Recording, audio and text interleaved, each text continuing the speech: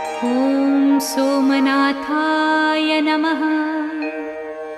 ॐ मल्लिकार्जुनाय नमः।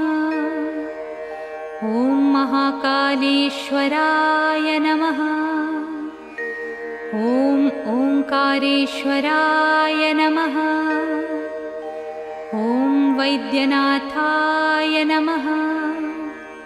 ॐ भीमशङ्कराय नमः। ॐ रामेश्वराय नमः।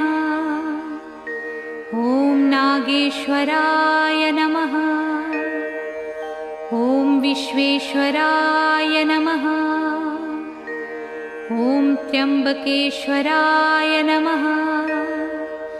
ॐ केदारेश्वराय नमः। ॐ भुस्मेश्वराय नमः।